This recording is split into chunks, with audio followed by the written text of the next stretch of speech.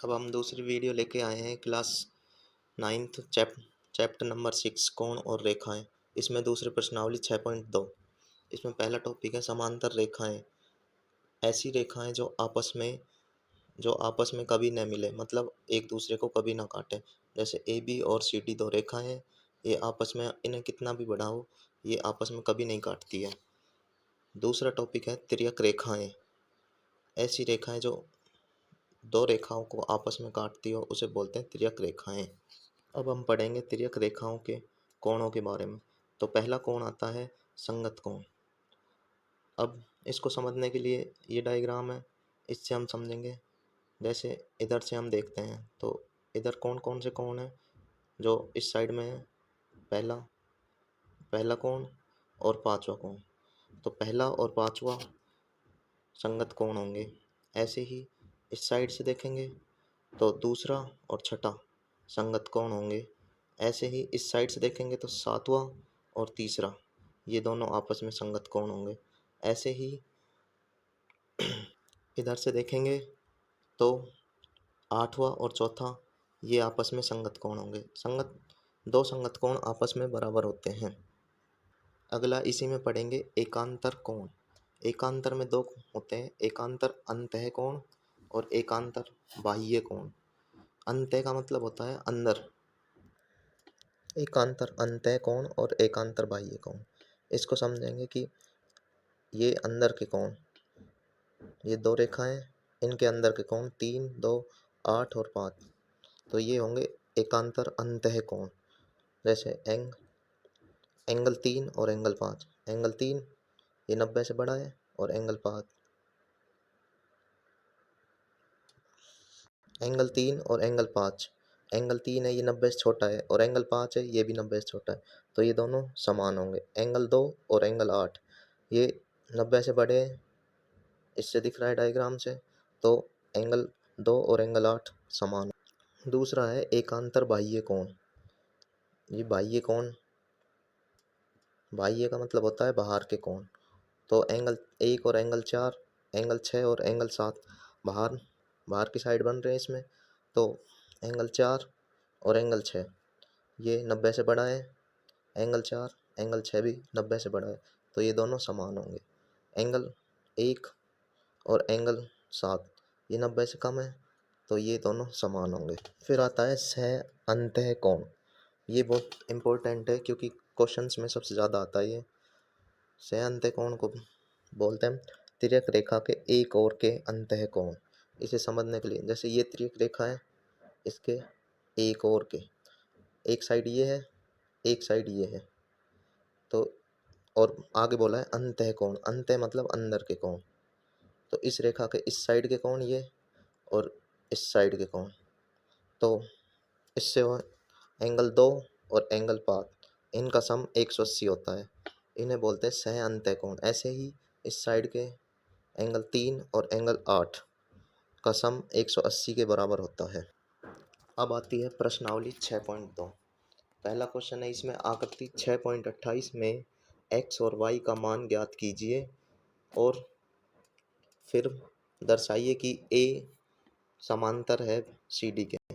इस चिन्ह का मतलब होता है समांतर। तो ये डायग्राम दे रखा है 6.28।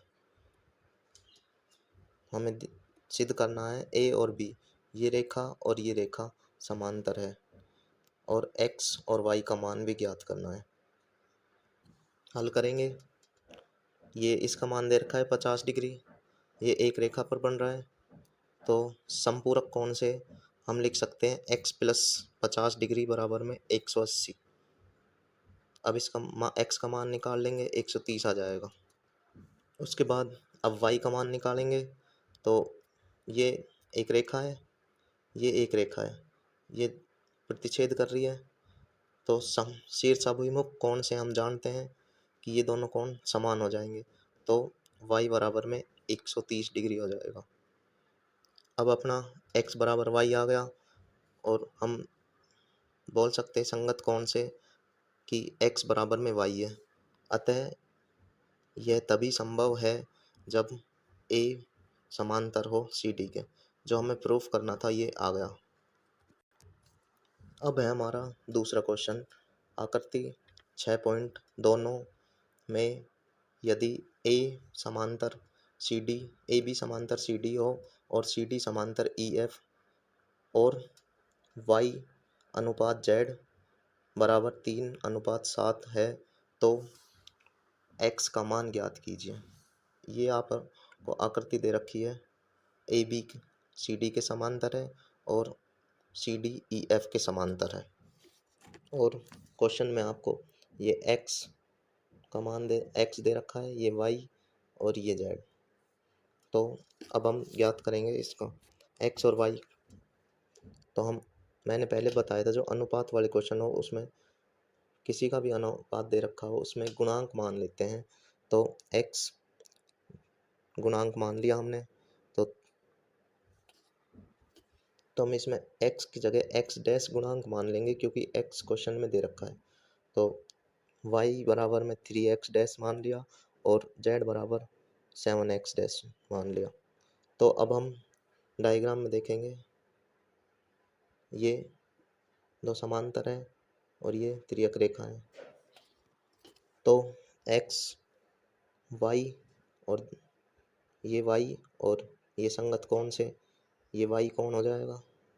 तो समपूरक कोण से हम बोल सकते हैं कि y प्लस में z बराबर 180 डिग्री।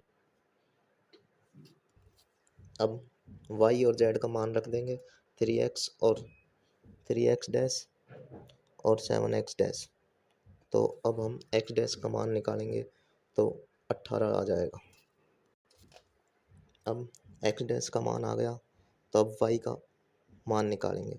तो हमने y x डैश माना था, तो 3 गुणा में x डैश है, तो x डैश का मान आया है 18, 18 कर देंगे तो y का मान आ गया 54।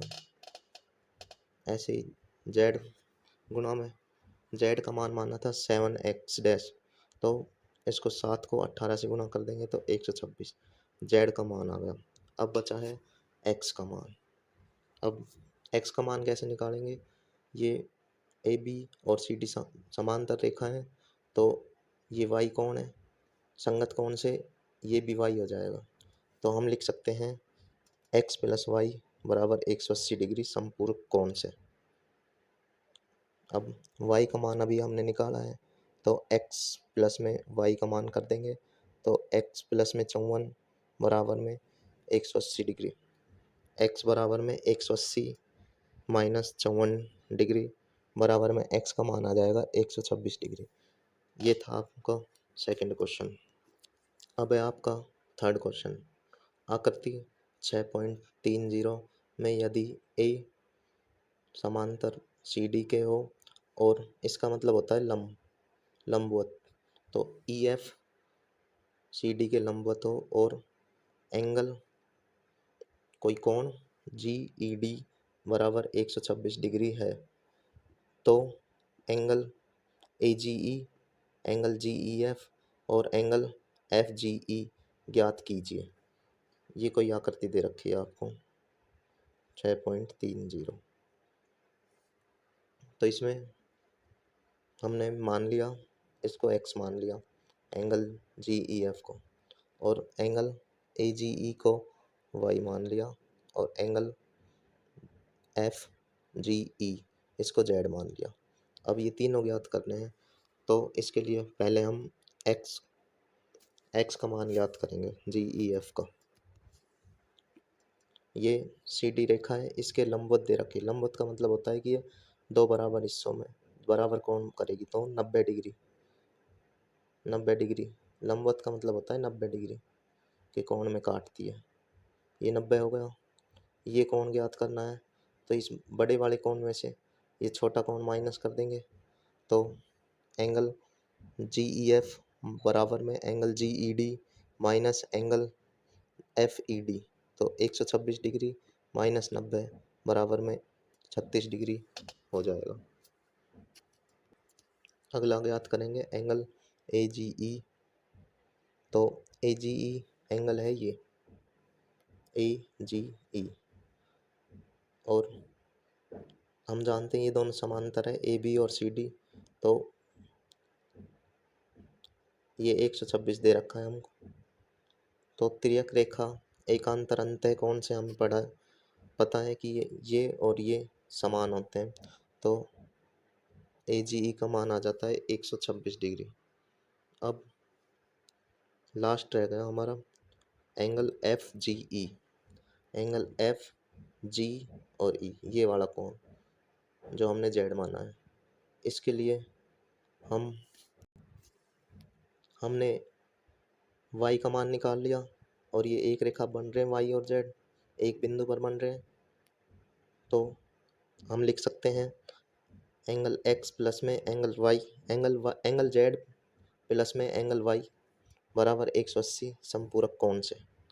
तो एंगल 126 डिग्री प्लस में FGE और एंगल FGE का मान निकालेंगे इसको हल करने पर, तो आ गया 54 डिग्री। ये था हमारा थर्ड क्वेश्चन। अब करेंगे फोर्थ क्वेश्चन। आकृति 6.31 में यदि PQ समांतर ST व एंगल PQR बराबर 180 डिग्री और एंगल RST बराबर 130 है तो एंगल QRS ज्ञात करना है। ये दे रखा है 130, एक ये दे रखा है 130। एंगल QRS ये वाला कोण ज्ञात करना है हमको। S और T समांतर है तो हमने ये आगे बढ़ा दिए ए तक, ये मान लिया कोई पॉइंट ये है। ऐसे ही PQ समांतर है तो इसको आगे बढ़ाया, ये कोई पॉइंट मान लिया B। अब हम QRS का मान निकालेंगे। तो एंगल ASR, एंगल AS और R इसको माना हमने X और एंगल BQR, एंगल BQR इसको माना Y। हम समपूरक कोण से हम बोल सकते हैं एंगल ASR और एंगल RST बराबर 180 होंगे। तो ASR की जगह X लिख सकते हैं और RST की जगह 130 दे रखा है, तो X का मान निकल जाएगा 50। अब दूसरा समपूरक कोण से BQR और PQR, ये समपूरक कोण से 180 के बराबर होंगे। सम करेंगे तो इनका, तो यहाँ से Y का मान आ जाएगा। अब हमने देखा है, पढ़ा भी है कि त्रिभुज के तीनों कोणों का योग 180 डिग्री होता है। इसलिए अब हम लिखेंगे ये कोई त्रिभुज है OQ और R, ये Y है, ये X है, ये X कैसे हुआ? संगत कोण से। ये दोनों समांतर है तो ये संगत कोण से X हो जाएगा। अब इन तीनों कोणों का लिखा हमने QOR प्लस में OQR प्लस में QRO बराबर 180 डिग्री। अब इसका मान Y माना हुआ है, ये X है और ये हमें निकालना है। तो X और Y का मान अभी आया है ऊपर, ये इनका मान रखेंगे और हल करेंगे तो एंगल QRS आ जाएगा 60 डिग्री। अब है क्वेश्चन नंबर 5। आकृति 6.32 में यदि AB समांतर CD एंगल APQ बराबर 50 और एंगल PRD बराबर 127 है तो X और Y का मान ज्ञात कीजिए।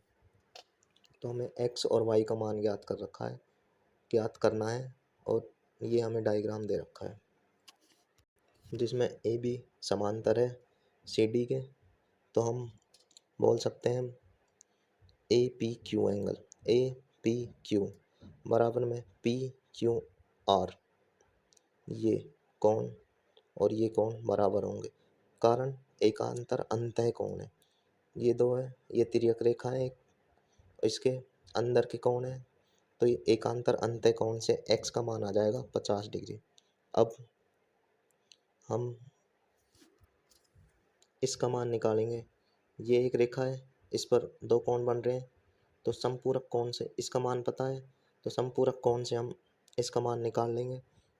ये प्लस में ये वाला एंगल 180 के बराबर होगा, तो 127 मान दे रखा है इसका, ये मान रखा और हल करा तो इसका मान आ गया 53 डिग्री। अब त्रिभुज है पी क्यू आर, हम जानते हैं कि तीनों कोणों का योग 180 के बराबर होता है। तो पहला कोण ये है x, दूसरा y और तीसरा ये अभी निकाला है 53। तो x plus y plus 53 degree बराबर 180। अब x का मान रखा जो अभी निकाला था ऊपर, x 50, y का मान निकालना है, प्लस में 53 अपॉन बराबर में 180, तो y प्लस में 103 बराबर 180, y बराबर में 180 माइनस 103 और y का मान आ जाता है अपना 77 डिग्री। ये था अपना क्वेश्चन नंबर 5। क्वेश्चन नंबर 5 का हल। क्वेश्चन नंबर 6 है, इसका हल है ये, और ये आपके पेपर में नहीं आता क्योंकि इसमें 10वीं क्लास का विज्ञान का टॉपिक लगता है, तो आपके पेपर में नहीं आता। अगर फिर भी किसी को पढ़ना है तो यहाँ से देख सकता है। धन्यवाद।